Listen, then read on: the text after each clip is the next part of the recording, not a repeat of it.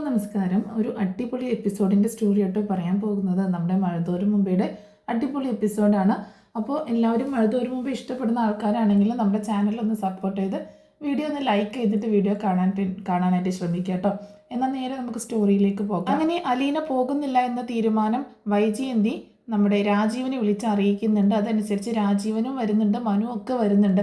അങ്ങനെ ആരൊക്കെ ശ്രമിച്ചിട്ടും അലീനയെ പറഞ്ഞയക്കാൻ സാധിക്കുന്നില്ല കേട്ടോ. മനു വന്നിട്ട് ബാലചന്ദ്രൻ മനുവിൻ്റെ അടുത്ത് കുറേ ദേഷ്യപ്പെടുകയാണ് ചെയ്യുന്നത്. അലീനയെ പറഞ്ഞയക്കാൻ പറ്റത്തില്ല എന്ന് പറയുന്നു. പിന്നീട് രാജീവൻ വരുന്നുണ്ട്. രാജീവന് നല്ല മറുപടിയാണ് ബാലചന്ദ്രൻ കൊടുക്കുന്നത് കേട്ടോ. അലീനയെ പറഞ്ഞേക്കുന്ന ആർക്കാ ഇവിടെ ധൈര്യമുള്ളത് എന്നൊക്കെ ചോദിച്ച് തോക്കെടുത്തുകൊണ്ട് വരുന്നുണ്ട്. അലീന ഇവിടെ നിന്ന് ഒരിക്കലും പോകത്തില്ല എന്നൊക്കെ പറഞ്ഞ് അങ്ങനെ ബാലചന്ദ്രൻ അലീനയെ വീട്ടിൽ തന്നെ നിർത്തുകയാണ്. രാജീവനും മനുവും ഒക്കെ തിരിച്ചു പോവുകയും ചെയ്യുന്നുണ്ട്. അപ്പോൾ ആകെ പണി കിട്ടിയ മട്ടിലിരിക്കുകയാണ് വൈജയും മക്കളും. പക്ഷേ വൈജ ഒരിക്കലും തോറ്റ് പിന്മാറാൻ തയ്യാറാവുന്നില്ല കേട്ടോ. അങ്ങനെ ഇനിയിപ്പോൾ എന്ത് ചെയ്യും എന്നുള്ള ഇതിലിങ്ങനെ നിൽക്കുകയാണ്. അപ്പോൾ രോഹിത്തും ബബിതയും കൃഷ്ണയും ഒക്കെ ഉണ്ട്. അപ്പോൾ കൃഷ്ണയ്ക്ക് തന്നെ ഈ പ്രശ്നം ഒന്ന് സോൾവായി കിട്ടിയാൽ മതി എന്നാണ്, അലീന പോകുന്നതിനല്ല. പക്ഷേ ബബിതയ്ക്കും രോഹിത്തിനൊക്കെ അലീന എങ്ങനെയെങ്കിലും ഇവിടെ നിന്ന് പോകണം എന്നുള്ള കാര്യം മാത്രമേ ഉള്ളൂ ചിന്ത. അങ്ങനെ ആ സമയത്താണ് രോഹിത്തിൻ്റെ ഫോണിലേക്ക് ഹരി വിളിക്കുന്നത്.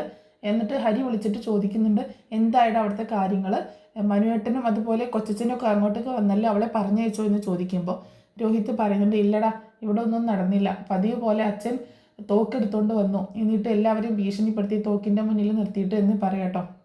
അപ്പോൾ ഭയങ്കര പ്രശ്നമാവുകയാണ്. ഭയങ്കര പ്രശ്നമായി എന്നൊക്കെ രോഹിത്ത് പറയണം. അലീന പോയില്ല, അലീനയെ പറഞ്ഞയക്കാൻ അച്ഛൻ സമ്മതിച്ചില്ല എന്നൊക്കെ പറയണം.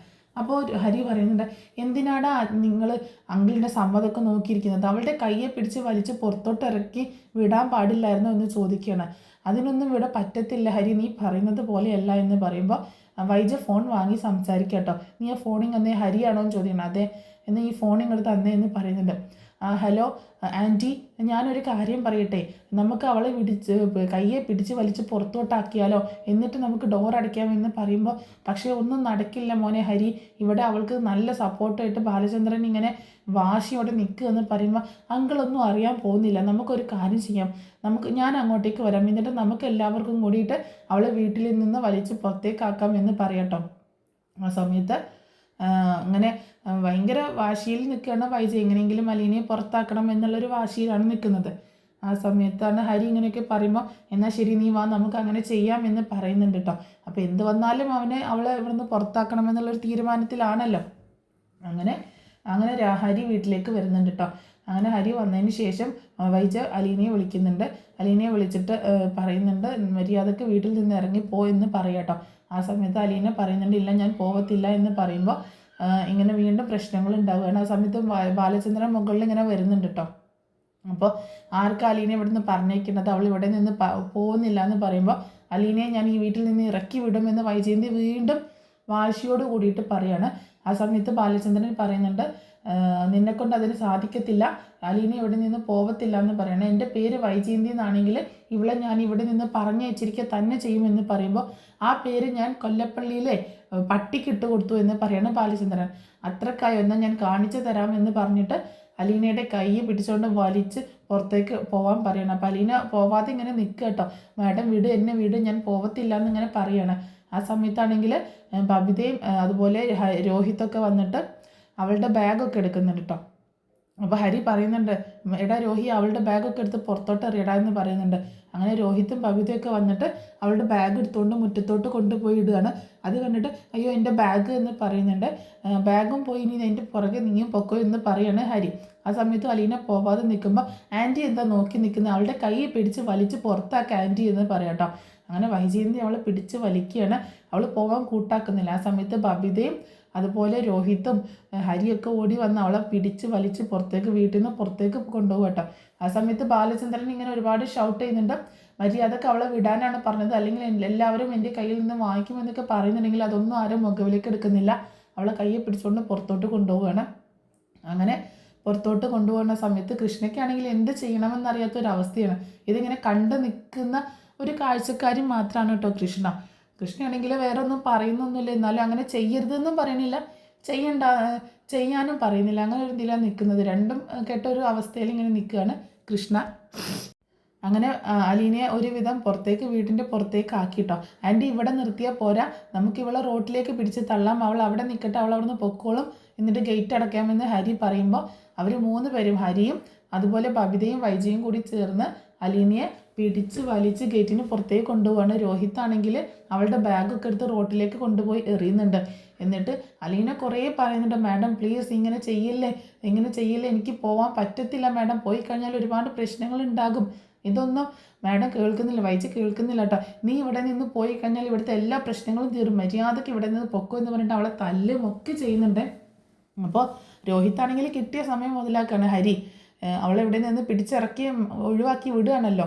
ആ ദേഷ്യമൊക്കെ ഉണ്ട്, പഴയ ദേഷ്യമൊക്കെ മനസ്സിൽ കിടപ്പുണ്ട്. ബബിതയ്ക്കും തന്നെ അലീനെ ഇഷ്ടമല്ലല്ലോ. അപ്പോഴൊക്കെ അലീന പറയുന്നുണ്ട്, മാഡം പ്ലീസ് ഇങ്ങനെ ചെയ്യല്ലേ, സാറോട് പറയാതെ പോയി കഴിഞ്ഞാൽ ഇവിടെ ഒരുപാട് വലിയ പ്രശ്നങ്ങളുണ്ടാകും, മാഡം വിചാരിക്കുന്നത് പോലെ എല്ലാ പ്രശ്നങ്ങളും എന്നൊക്കെ പറയുന്നുണ്ടെങ്കിലും വൈജയന്തി ഒന്നും കേൾക്കുന്നില്ല. ഇങ്ങനെ ഭയങ്കര ദേഷ്യത്തിൽ അവളെ വലിച്ചുകൊണ്ടിരിക്കുന്നത്. അപ്പോൾ അലീന കരച്ചിലാണ്. അങ്ങനെ അവസാനം ഗേറ്റിൻ്റെ അടുത്തെത്തിയിട്ട് പുറത്തോട്ട് പിടിച്ച് തള്ളുകയാണ്.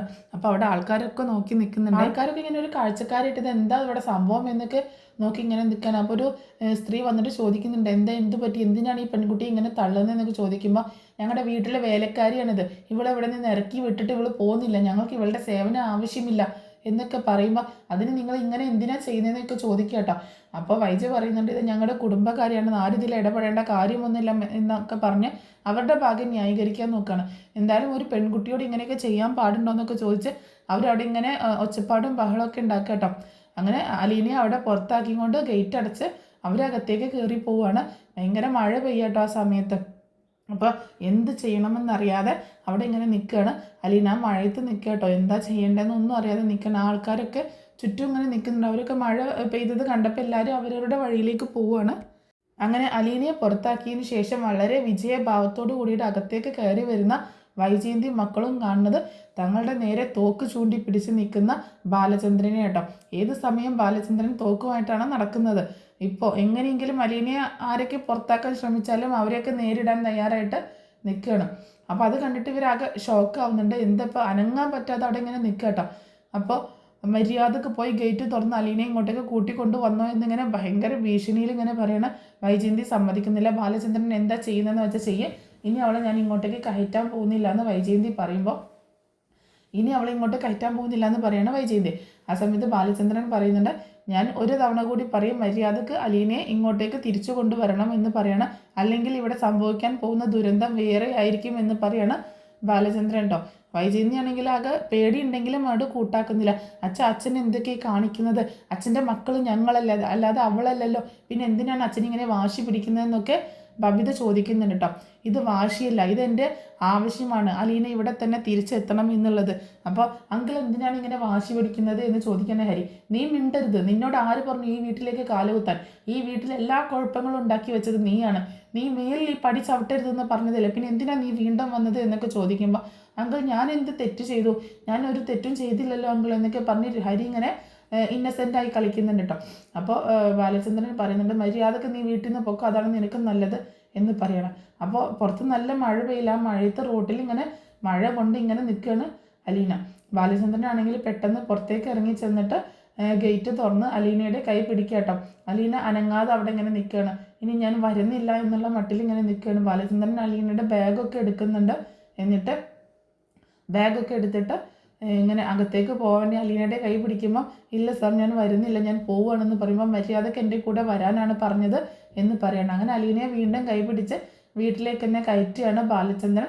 പക്ഷേ വീട്ടിലേക്ക് എത്തുന്ന സമയത്ത് വൈജയന്തി കയറ്റാൻ സമ്മതിക്കുന്നില്ല കേട്ടോ. ആ സമയത്തും വൈജയന്തിക്ക് നല്ല മറുപടി കൊടുത്തിട്ട് വീണ്ടും അലീനയെ തിരിച്ച് വീട്ടിലേക്ക് തന്നെ കയറ്റുന്നുണ്ട് ബാലചന്ദ്രൻ.